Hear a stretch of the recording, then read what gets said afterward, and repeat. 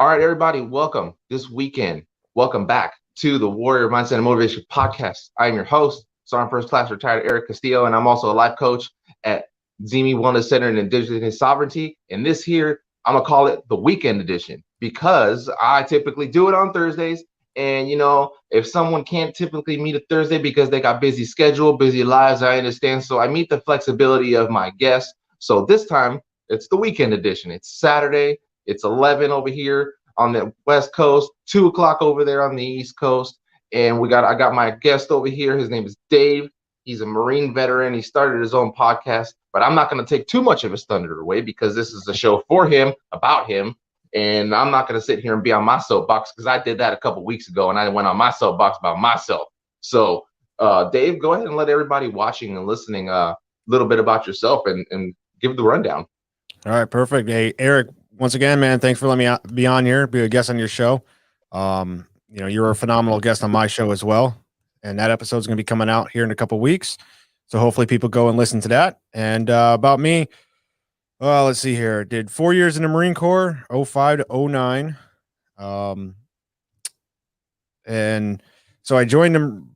The reason why I kind of joined the Marine Corps was prior to the Marine Corps. Like I was always knowing I was going to go to military. My grandfather is a huge influencer on me, and he's Vietnam vet. And nice. So growing up, I knew I was going to go to the military. I just didn't know when or what branch at the time. Before I got out of high school, my mom got very ill with diabetes. And, 9/11 happened. And I told my mom, I was like, hey, because I was already graduated from high school. I was like, I'm going to go. I'm not doing anything. I'm doing a bunch of drugs in my life, blah, blah, blah. Got nothing going on, really. And I told her I was going to go. My mom's kind of like, hey, I can't handle the stress of you going. Wait until I die. And then she's like, then you can go. And she's like, you need it. I think it's going to help you out greatly. And so, I made that deal with her. So I took care of her until she passed. And then give it about a year. My mom passed in 04. I gave it about a year to get my mind straight and stuff like that before I actually joined. Because I wasn't going to be any good to anybody else if I couldn't be mentally strong, Right. So I go to a recruiter's office and I'm like, I had no idea what branch I wanted to go into. My grandfather was Army, talked about the Army, had a great time in the Army, except for when he was in Vietnam. But so I just kind of went into the recruiter's office and I was saying to myself, I'm like, well, I'm pretty fucked up, right? I'm going nowhere in life. I'm a fucking belligerent asshole. I just arrogant, smart ass. Because at the time I was living my life like, it's better to be a smart ass than a dumbass. Yeah. So I figured, everybody sees the movies of Marine Corps and stuff like that. And, just things that they go through and stuff and all the training, like be the best, blah, blah, blah, And so I was kind of like, well, why not? If I don't make it in the Marine Corps, this is how belligerent I was. I was like, if I don't make it in the Marine Corps, I'll just get out and try to go in the Army or the Navy or something like that. Because I thought you could do that, And yeah. So I joined the Marine Corps, or I'd go talk to a recruiter or whatnot, take the ISFAB test, take the PT test. 2 weeks after walking into that office, I was going down to Parris Island. Nice. And I told my grandfather, I was like, hey, I just signed up for the Marine Corps. I'm shipping out to Parris Island in 2 weeks. My grandfather's like, hell yeah, you need it. You're a belligerent asshole, kind of thing. Like, this is a great move on you. I'm like, perfect. Thanks. Thanks for the support, Thanks for telling me my life is going to shit and I'm fixing it now. And my grandmother calls up my recruiter at the time and she's like, hey, he was born with seizures and he's got asthma and everything else. My recruiter calls me up. He's like, yo, what's going on with all this stuff? I was like, you can't pull medical records, right? He's like, nope. I was like, yeah, she's lying. He's like, all right. I just need you to come in here and sign a piece of paper saying that you're good to go. I was like, all right. So I just signed a piece of paper, said I was good to go. And then I popped on my drug test. Oh, my initial going in. And my recruiter's like, because at the time in 05, it was like, 04, everything was happening in Iraq and everything else, IEDs, everything else. So yeah, unfortunately, the amount of vet or military personnel was going down fast. So they're kind of just taking everybody.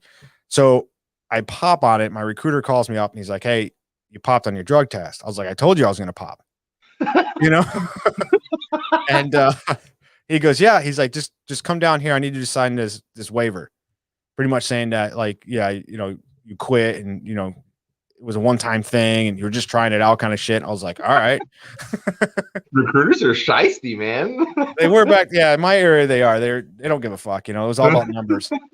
And I remember on the bus, man, I was going down to Paris. So I live in Massachusetts and I was going down to Paris Island. And I remember on the bus, I was kind of like, that's when it actually hit me. I was like, what the fuck did I do?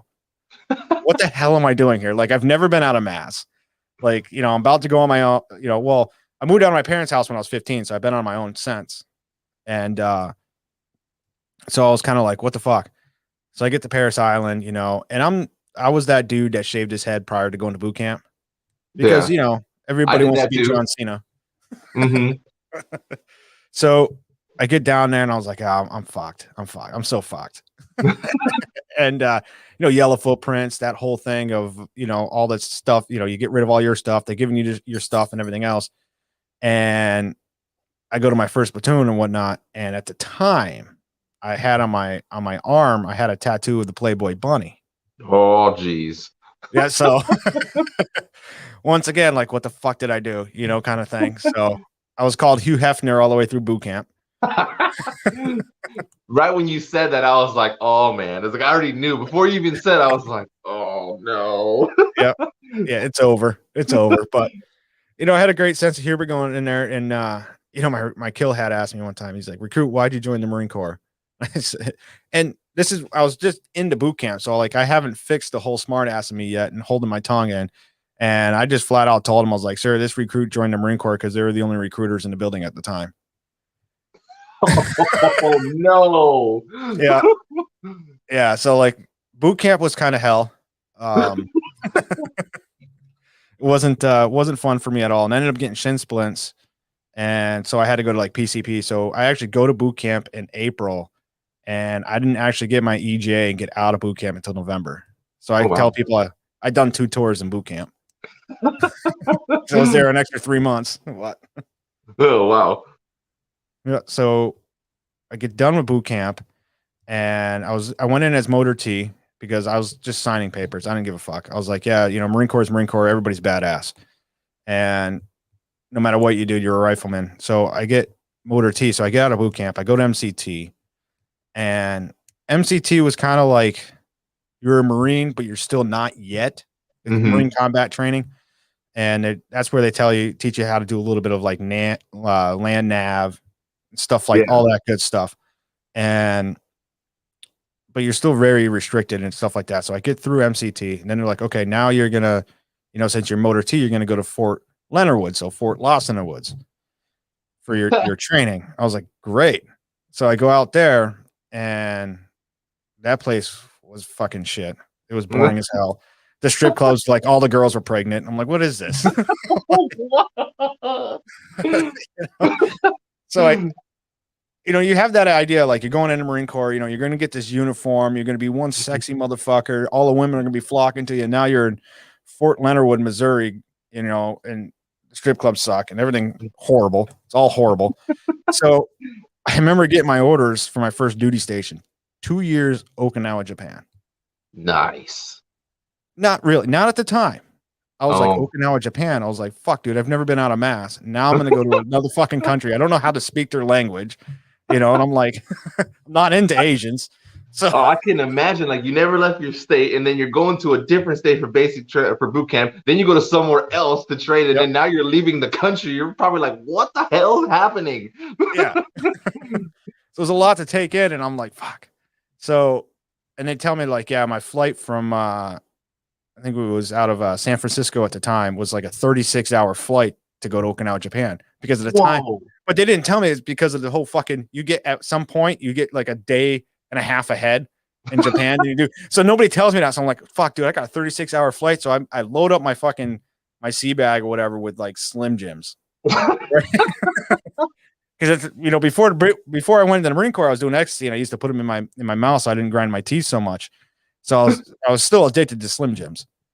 And so I remember like I get to mainland Japan and going through custom, the guy grabs my Slim Jims and just dumps them all into the trash. I'm like, what the fuck are you doing? He's like, you can't bring any meat into here, mad cow. I'm like, really, dude? Like, this is how you're going to greet me? You know, I'm a Marine. You know, I got that one fucking medal. All right, come on. Means I did shit. You did it twice. Yeah, I kept asking for a star for it, but they don't. Apparently, that's not a thing. But yeah, so then I get to Okinawa, Japan, and I first get there, and at the time, my corporal was like there, and he's telling us everything. And you know, at the time, like I said, I wasn't into Asians, and he goes, "Hey, I just to let you guys know, it's like 36 dudes to one American female out here." So I'm like, "Well, I'm screwed." So I told him, I was like, "Well, I'm gonna have to switch hands here every now and then so I can do a proper pull up. It won't be a one-sided pull up." But it turned out to be, I had a great time out in Okinawa. After I got acclimated, and the culture out there is amazing. The water is phenomenal. Like if anybody that goes out there, get your dive license. I got my dive license. It was like $150 for the weekend, and it's good for life. And they got like the number 4 spot in the world or whatever for just like diving. So that's awesome. Yeah. And then, so one thing we didn't know, one of my buddies, it was almost like I went in as like the buddy program. So in MCT, I met one of my good buddies, and we went to MCT together. We went to MOS school to Fort Lost in the Woods together, and we got the same unit in Okinawa, Japan together. And we were out there all the way through Japan together. And then when we came back to the States, he got truck company and I got division licensing, which the only thing that separated us was a fence. So my whole 4 years, like I just got like my good buddy of mine, like, you know, all the way through everything.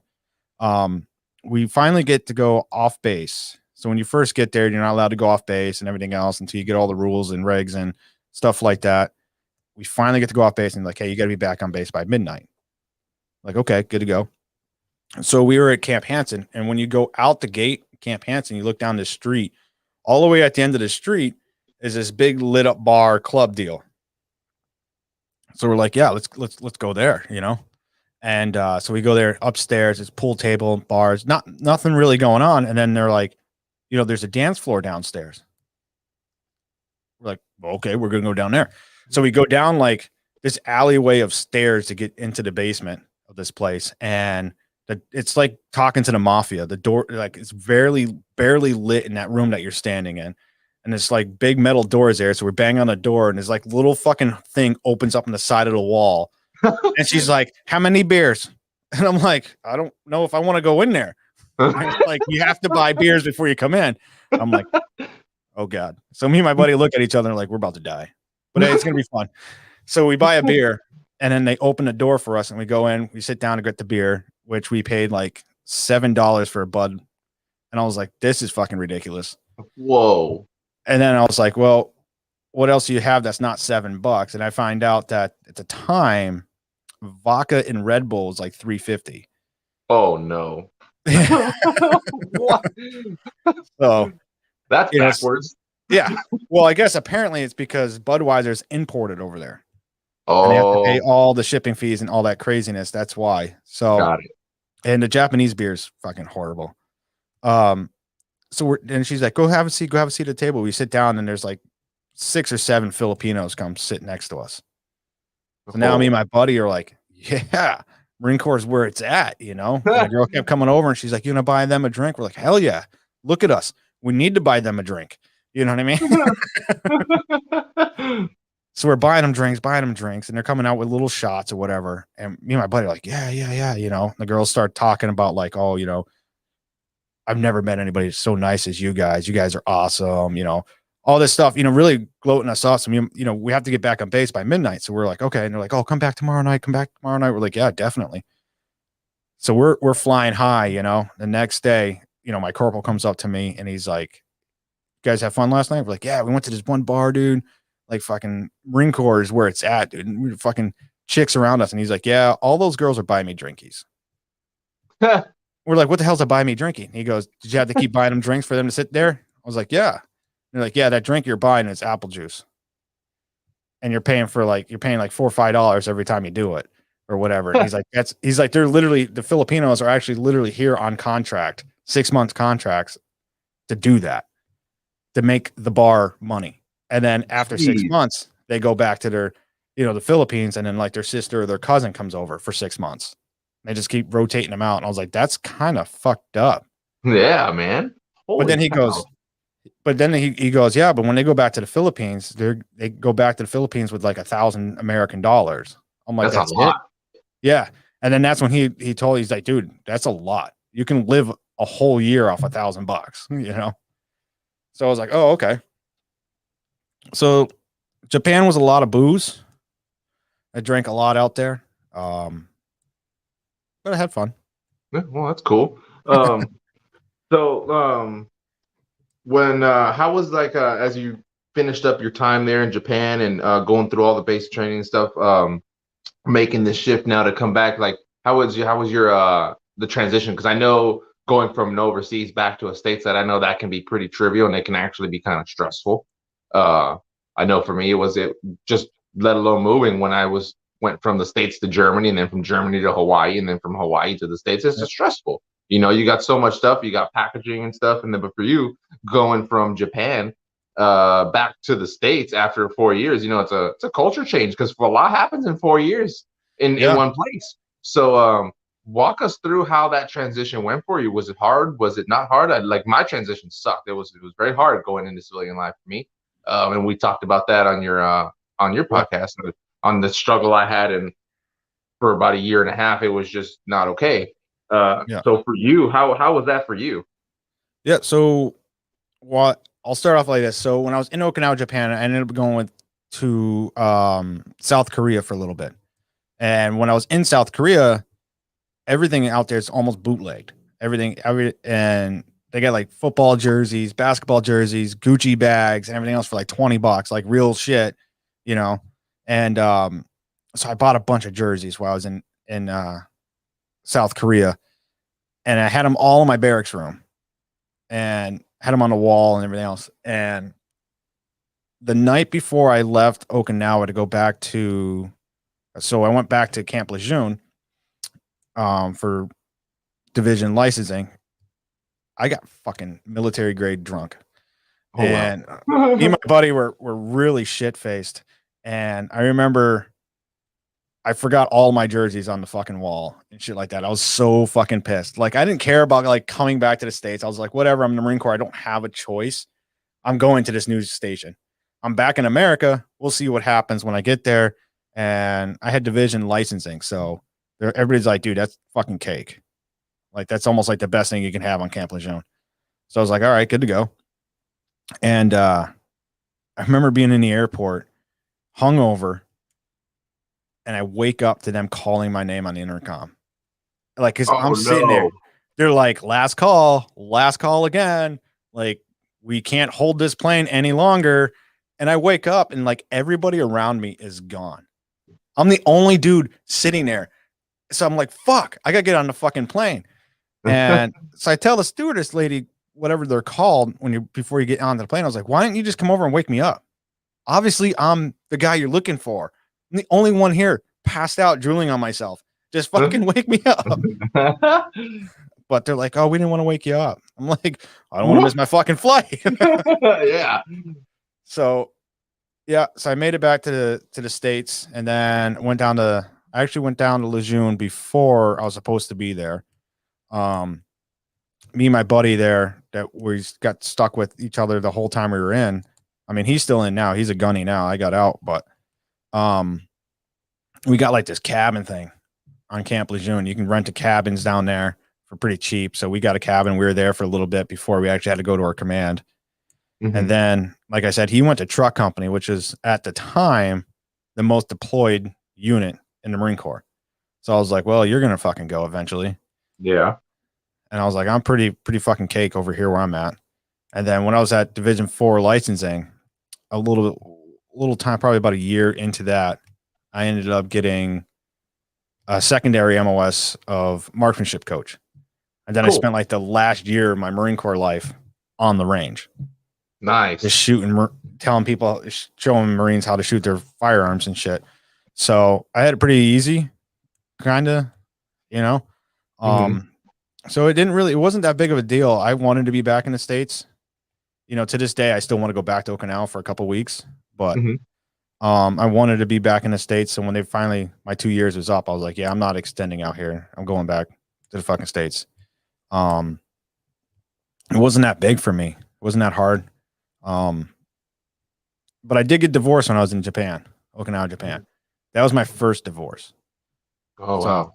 Yeah. So that was kind of easy because I called her up. I was like, what's your social security number? And she's like, blah, blah, blah, blah. Why? Why do you need that? I was like, divorce papers. You'll get them in a couple of weeks. And I hung up the phone. Oh, jeez. Yeah. And because I found out she was doing some shit back here that I wasn't okay with. So I was like, yeah, I'm not fucking not dealing with this. Yeah. So, you know, then I got remarried or whatnot. And I actually went into admin with both documents. Like, here's my divorce finalized paperwork, and here's my marriage, which was like the day after I got divorced. And the admin dude's like, dude, this is badass. All I got to do is change the name. I was like, no gap in pay. This is badass. That's pretty good. Yep. So after I get out of the Marine Corps, that's when, like, in 2009, that's when I went. So I stayed in Lejeune because admin's like, we'll either pay you to go back to Mass, your home of record, or we'll just pay you and you can stay here. Oh, wow. So either way you look at it, it's either you're going to use the money, we'll move all your shit, or you can just take the money. I was like, I'll just take the fucking money. Yeah. Like, at the time, because like I had really, besides my grandfather up here, I had really no purpose to come back to Mass. You know, Mass sucks. It's a very liberal state, and it's fucking all kinds of stupid issues that goes on here, and it snows, and I'm like all no about other. yeah, I'm all about nice weather and stuff like that. So I didn't want to come back up here. North Carolina, I like North Carolina, the people down there, stuff like that. And they got one snowstorm, it was like a half an inch or something like that, and they shut everything down. Yeah, they were crazy. Yeah, they shut Lejeune down. I was like, what? We're Marines. Like, this is fucking what? But yeah, so that's when I get my second divorce, is when I got out of the Marine Corps. I was like, all right, you know, this is over, you know, blah, blah, blah. Because then, so my last name is not really all that good of a last name and stuff like that. So I had to deal with, like, okay, so I joined the Marine Corps. I wanted to go to Iraq. I volunteered twice to go, but they just never let me go. And so I was dealing with that whole, I joined for a reason, and I didn't do the reason. So I feel like every time, like even to this day, when I'm like talking to other combat veterans or whatever, I definitely put them at a higher pedestal than I do, because they fucking earned it. You know what I mean? So I dealt with that quite a bit when I got out. And then I couldn't find a job anywhere in in Verona, North Carolina, because everybody was a fucking Marine down there. So being a Marine meant nothing. They're like, yeah, cool. You got a bachelor degree? I'm like, no, I'm a Marine, dude. I can barely read. Like, you know? So that's when I started going through my hard time. So then I ended up kind of relapsing back into drugs. But this time it was harder. I was more into it than I was before I got into the Marine Corps. So like in my Marine Corps time, I was like, yeah, I'm actually doing something. I'm drinking all the time, having fun or whatever. But I never actually felt like I earned what I got. You know what I mean? Like all the medals and all the fucking stupid shit that I have. I'm like, I didn't earn any of this shit, because it's just, I don't feel that way. So I dealt with that for a little bit when I got out, and I was doing the drugs and everything else. And I told my ex-wife at that point, I was like, whatever you can get in your Dodge Stratus, you can have, get the fuck out. You know, get back up to Mass, fucking file the paperwork. I'm done with you. And because I was just, at that point, I was just shutting everything else out. I didn't really care about anything else. You know, lost my job. I was landscaping at the time, lost my job, my truck got fucking repoed, you know, so I didn't like myself anymore. So then I was like, fuck, you know, I do all this. I had great I moved out of my parents' house when I was 15. So I should probably been to jail or be dead by now anyways. I joined the Marine Corps, fixed my life. And Now I'm going right back down to fucking. So I was kind of like felt destined that like no matter what I did, I was never going to succeed. I was never going to, that's just what my hand was dealt to me. So one day I started walking down, there's like Wilmington Road or whatever. It's like, it's not quite a highway, but they call it a highway down there because like the speed limit is like 70 miles an hour or whatever. So I was walking down the road, and that when all of that hit me, like, dude, you lost your truck, you lost your job, you 2 divorces, you're not even good enough to deploy, you got out of the Marine Corps.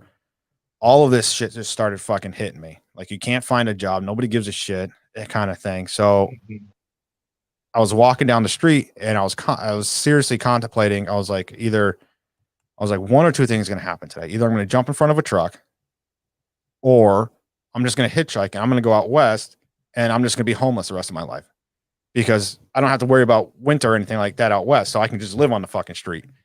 Yeah. And my buddy that we hung out with, that went through everything with me in the Marine Corps, he is such an awesome battle buddy.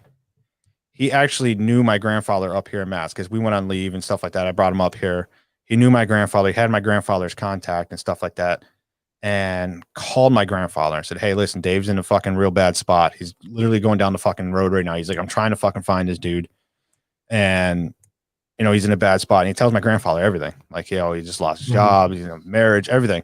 And, he hates himself because he never actually did what he wanted to do.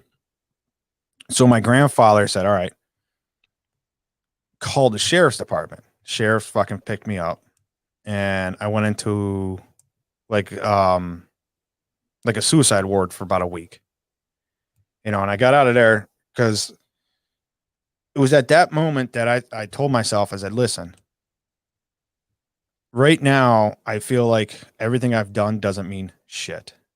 Like, I'm worthless, this, that, and the other thing. And going through all of that, I was like, if I commit suicide, if I become a 22, then that statement is true. That's never going to change. That's my outcome. That's what happened to me. Never going to change. Or I can do better than I've been doing and just push myself and, quit. So I quit all my drugs and stuff like that. And I said, I have to get out of North Carolina. So I came back up to, called my grandfather. I came back up to Mass, and he's like, yeah, you can live in my basement if you want. I'm not going to charge you rent to get on your feet, this, that, and the other thing. And ever since I hit that reset button on my life and realized that nothing's going to change unless I change it, then that was the best moment out of my whole life, out of the whole Marine Corps career, everything, was the fact that I recognized where I was going, and I changed myself. And now I have a 6-year-old that runs around. I have a third wife that's amazing. I have a really good job. I got a house. I got all this shit that I've never thought I would ever do. I got a really good job. And it's kind of like, I sit back now and going, what, fucking 11 years ago, whatever, I was fucking with nothing, right. Going to jump in front of a truck. And the only reason why I didn't jump in front of the truck, I'm like, I don't know who's driving that truck. You know what I mean? That dude could have fucking a newborn at home for all I know. So it was definitely tough.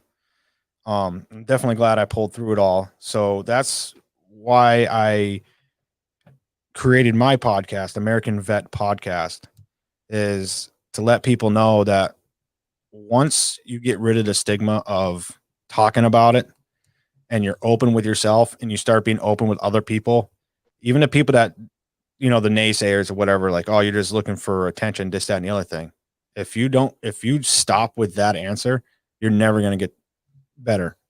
Right. Keep telling people about it. Keep telling people, what you're going through. Like,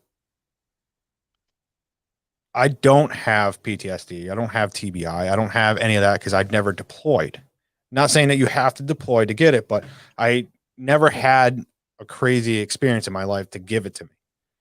But I still almost became a 22 because I didn't like myself at one point. And when you get to that point, that's when you really need to reach out. Right. And that's what I wrote here too. And a lot of people always have the conception of like, people who don't deploy are not important. I've actually had to correct a few people, and I tell people that the people who don't deploy are just as important as the people who do deploy, because the people who deploy forward are doing a job, but there has to be someone in the back doing work also. Like if we send the entire military forward, all 500,000 soldiers, who the hell's back in the United States? Yeah. No one. So there has to be people in the back, like the admin people, like your job, the motor people. Those people are just as important, because for all you know, you're fixing stuff, you're handling paperwork, so that way the people forward, you're supporting them. You're supporting combat operations. So I have to try to get people to understand sometimes is you got to reword and kind of shape that mind, because for like thinking like, oh, I'm not important because I didn't go. I was like, no, you're just as important, because if it wasn't for you, I would be unable to do my job in Afghanistan and Iraq when I went, because I'd be worried about paperwork. I'd be worried about this. I'm getting vehicle parts. That's because of you. That's because of you in the States. I'm getting vehicle parts. I'm getting weapons parts. I'm getting parts ordered. It's because of people in the back, So it's like it's an equal team, and that's what when you have to be able to bridge that together, and that's like how you said, it's that stigma. I mean, yeah, you deploy, and there's just some people who deploy that don't experience anything. So it's like everybody's experience and things are different, and it's not. I almost want to say like it's not fair to compare someone who's deployed to who's not deployed, because for you had non-deployers guilt, and that's huge. That's a big thing, and that can actually create a heavy toll, just as bad as someone who went over there and experienced a whole bunch of stuff. Like, and I don't even compare stuff like that. Like, my experiences and trauma can't compare to yours, because you didn't go and you dealt with all that. I went, and it's a whole different set. Like, I experienced the death, I experienced the killing, I experienced almost being killed a whole bunch of times. So it's like, it's not like yours, but you have that guilt because you didn't do that. So you're carrying a different burden than me, but at the end, it's still the same burden. We still have the same traumas. They're just structured different, and that's where the support has to come in, to where someone like me or your buddy who called you grandpa, like I call that divine intervention at itself, because if it wasn't for him, man, who knows where you'd be at right now, and it's always that one person that'll just kind of slide in there, and kind of just the track you're on, they'll just go boop, and they'll freaking ding you back off, and you'll be like, oh, okay, and they kind of do that, and I'm glad that you were able to pull yourself out of it, because that's really hard to do for someone to pull themselves out of it. I know me, I was unable to. I had to have help, and I had to have support, and I unfortunately had to get arrested in order for all that, for me to completely reach the bottom and then think I'm good and then fall more, to then realize like, okay, I think I don't think there's any more cliffs, so now I think I can get up,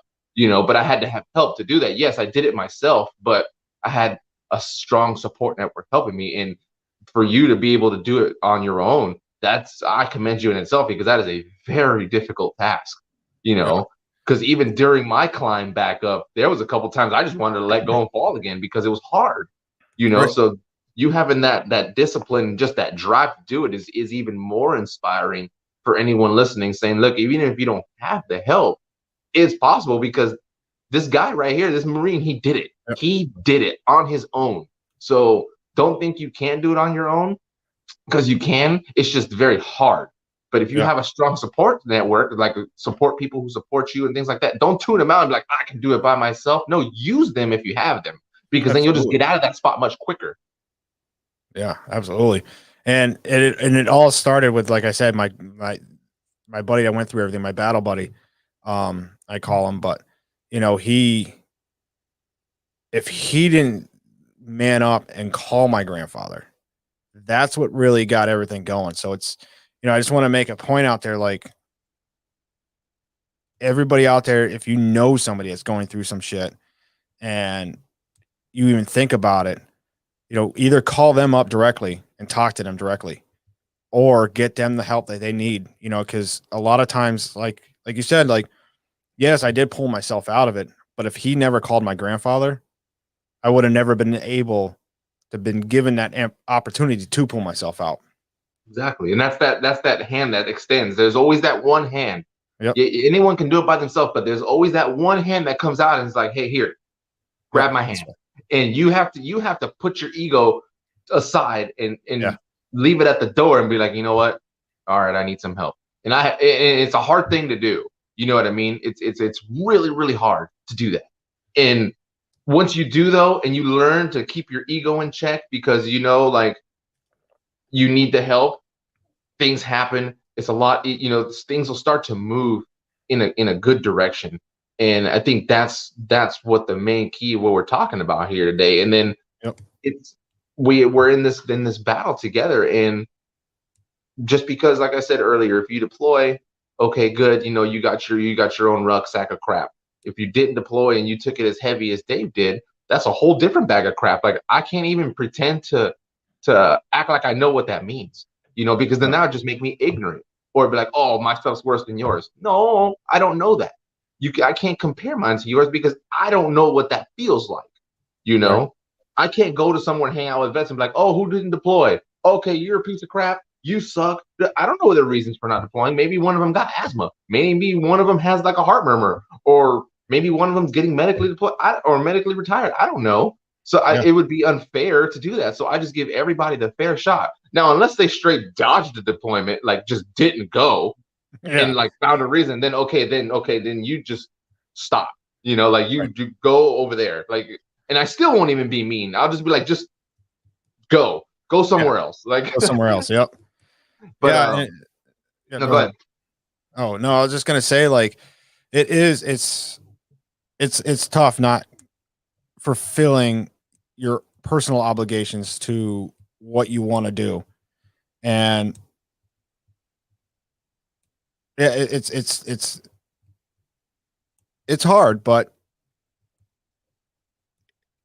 it's something you just got to keep going. You got to keep going. And, and like you were saying that, everybody has a story, every veteran out there has a reason why they did this or a reason why they didn't do this and whatever. And that's another reason why I started my podcast, is to try to let people out there know, like, you see the word veteran, but that veteran was a father or a brother or something like that before they became a veteran. You know what I mean? Everybody gets built up. Everybody does things for certain reasons. And then, like for me, I'm a success story, right? Just like you. And that's what worked for me, is that one battle buddy that called, got me the ball rolling. And like I said, now I have an amazing house. I have an amazing wife, an awesome daughter.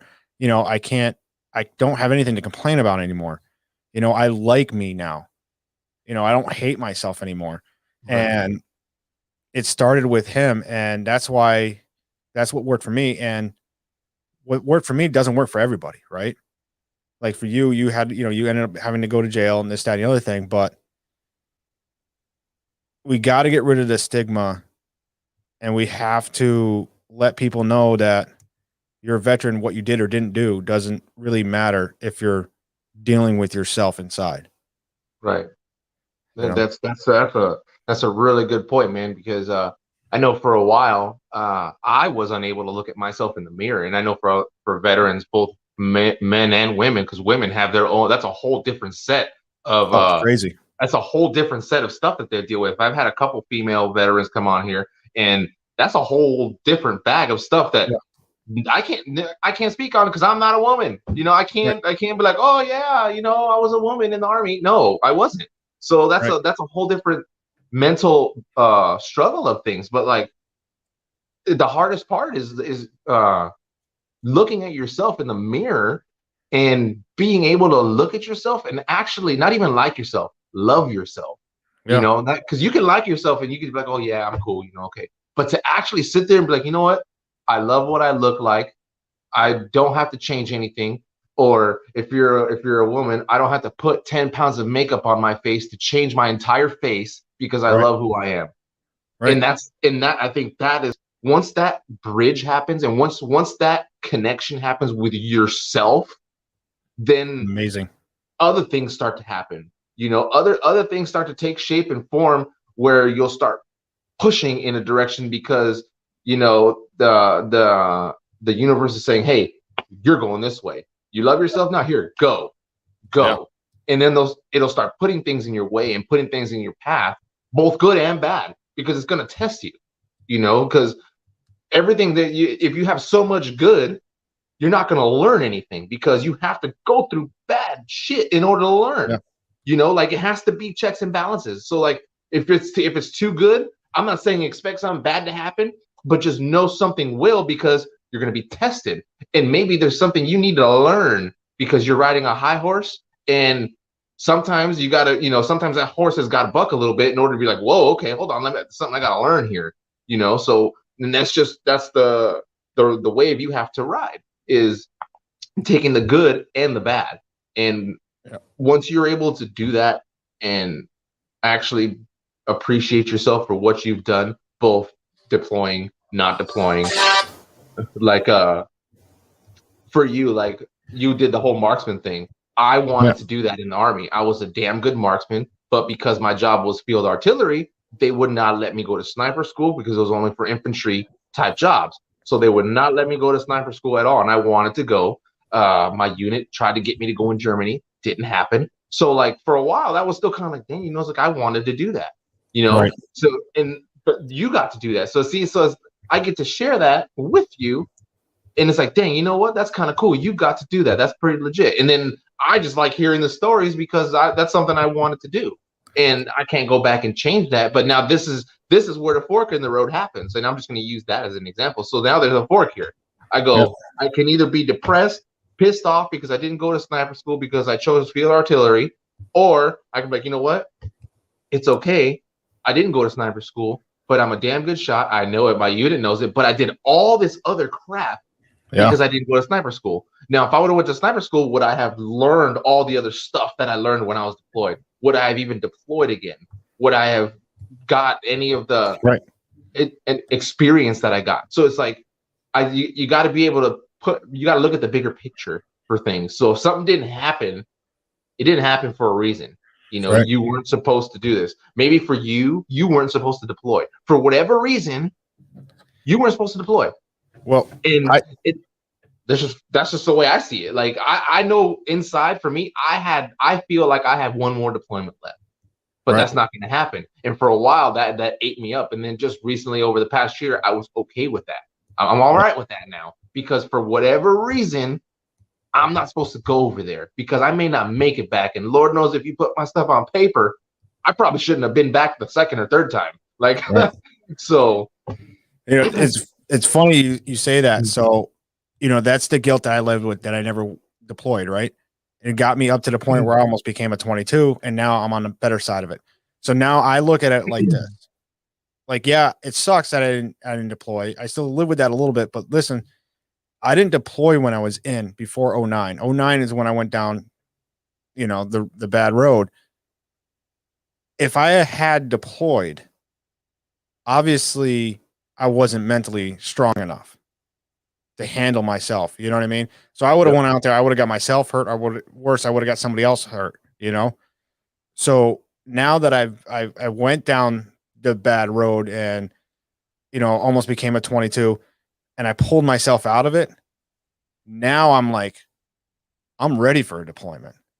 Like now I can deploy. It's just, I've been out for too damn long and I'm old and fat and everything else. So, but that's the way I kind of cope with it now is if I had deployed, I probably would have, not knowing it, I would have hurt myself or somebody else. But now that I've went through the bad road and I hit the reset button and I like me, I'm good with myself now.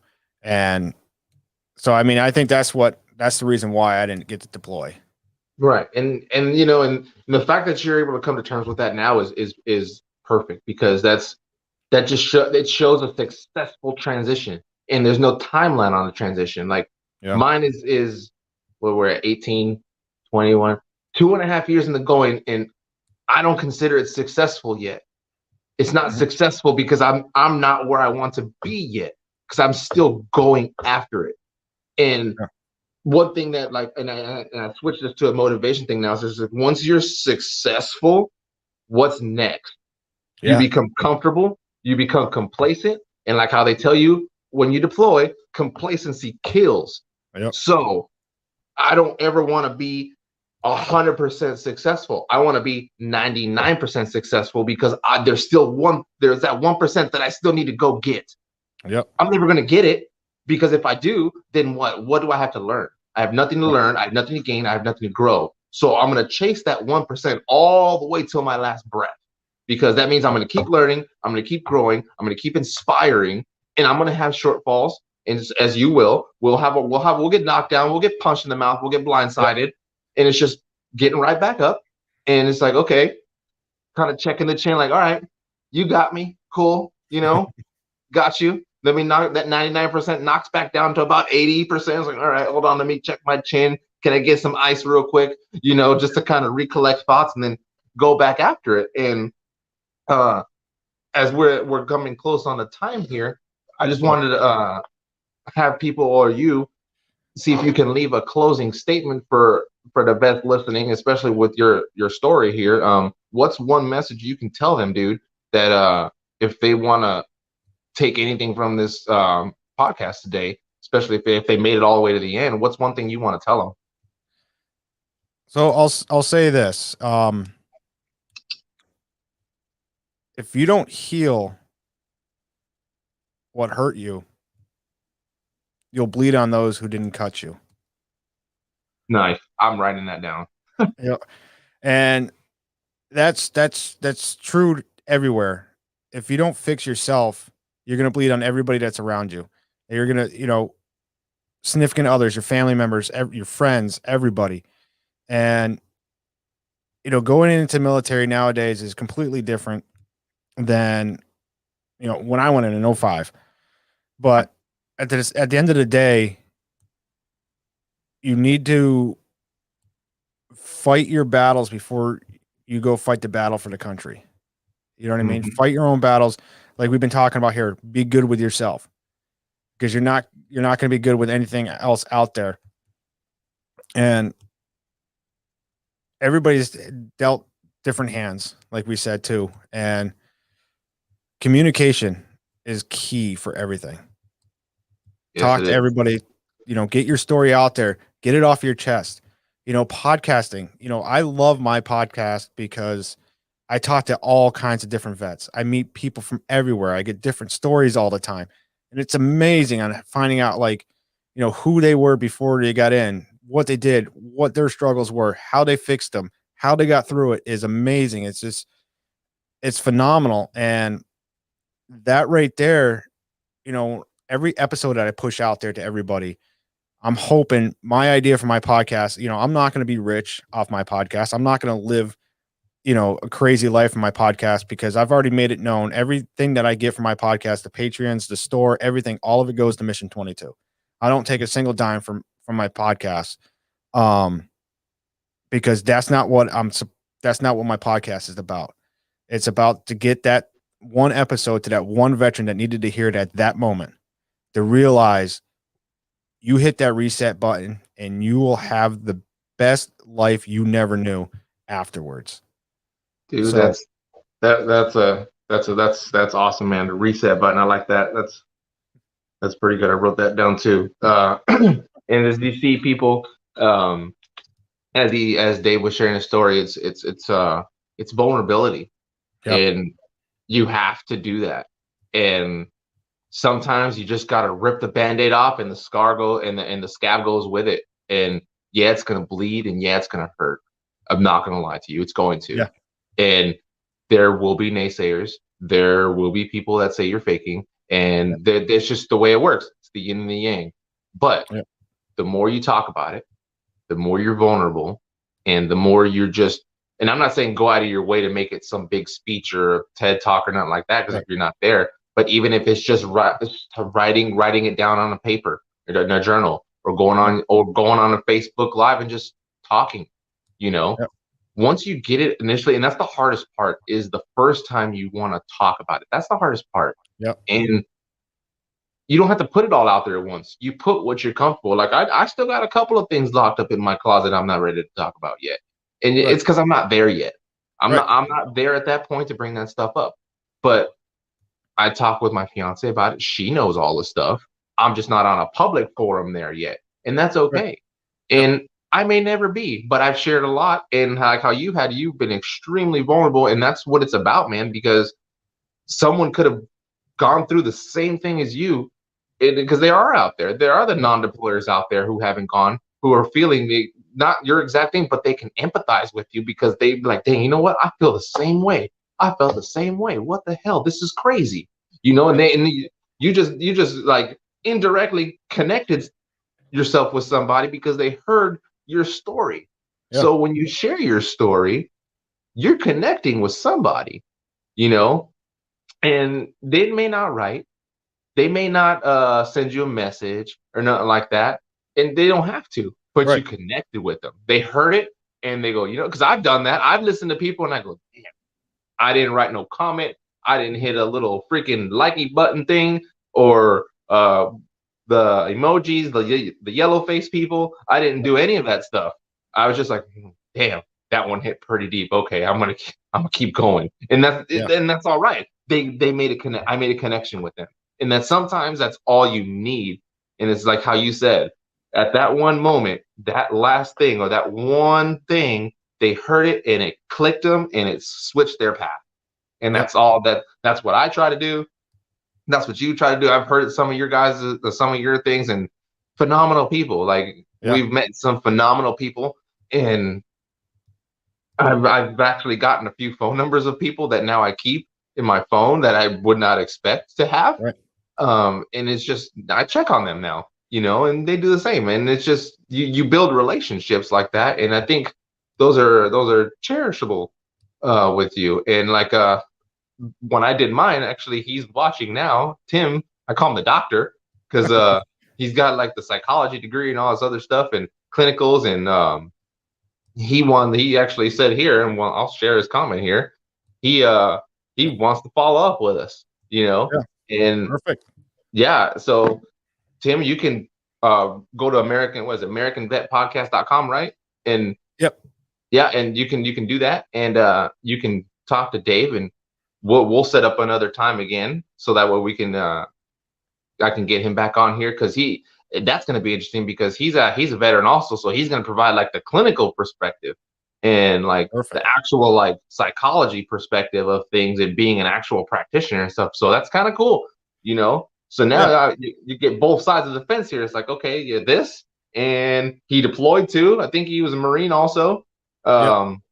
Oh yeah, he was, because when I had shared my template, people thought I was him, and they're like, "Well, why is the Army guy in a Marine uniform and things?" I'm like, read the caption, people. Like, there's two people on here, and I can see if you do a quick look, but I won't talk to myself with two different images. And my name's not Tim, first of all. My name's Eric, and if you read the name and the banner, it says Eric. So just kind of throwing that out there. So I'm going to use the same picture. So I'm quite inclined to see what happens again. But yeah, it's going to be great to hear from him again. And then for you, Dave, I appreciate you coming on here and coming on the show. I love pushing out people who have podcasts. There's a couple of other people I'm trying to reach out to. I done stumbled across on the Instagram trying to get on here who have podcasts and stuff. But I like pushing up other podcasts because we're all doing the same thing, but it's all different, and you're not going to get the same person, even if that person comes up again and I have a person that you spoke to or vice versa, they're going to share their story, but it's going to be different. It's not going to be verbatim the same. They may say something that they didn't say on mine that they're going to say on yours and vice versa. So that's the thing. So if you people are listening, not tuning into Veteran Podcast, you should check them out, because there are some good ones out there that we talk about real issues and real things. So I appreciate you for coming on. If you want to follow Dave anywhere, I put some of his stuff down there in the description. His website, AmericanVetPodcast.com. He is same thing for the Instagram. That's the same thing. And you can follow me on Instagram, warriormindset.motivation. That's for Instagram. I'm starting to rebuild up that follower thing after creating that page. So tell your family, tell your friends, share with your cat, dog, and all that stuff, and get people listening and tuning in, because 22 a day is a serious thing. And if we're going to start attacking that, we have to start. We had to start, and we're making strides, but we got a long way to go, people. Long way to go. Yeah, that's 22 a day has been around way too long. So whatever we're doing is not working. We need to change it up. Social media is a huge thing right now. So pushing podcasts out there like that, is it's helping. It helps me, and we're meeting. Now I'm going to meet Tim, and it's connecting all of us. And Tim's going to know some, like, maybe some veteran organizations out there, nonprofit, that's going to help me somehow, help somebody else. But he's going to tell me about it. Now I'm going to tell one of my viewers about it and stuff. And that's creating a great circle. And I want to say thanks for letting me come on your show. And I just want to remind or let people know on your show too. I have a open Zoom meeting every Friday night, which is going to be changing into Thursday nights, where anybody can get on there. There's no password. Just click the thing, get on a Zoom, and it's 7:30 Eastern time, PM at night. And it's like a virtual bar. A bunch of us just get on and we all just bullshit about whatever we want to bullshit about. It's just vets connecting vets. And I just don't talk about hate, religion, or politics. And we all have good times, and it usually goes until like 2-3 o'clock in the morning. Anybody's welcome to come on there. I usually get military grade drunk towards the end, but it's because I'm having a good time, man. Yeah, that's what's up. I mean, I'll try to get up on there on the Thursdays.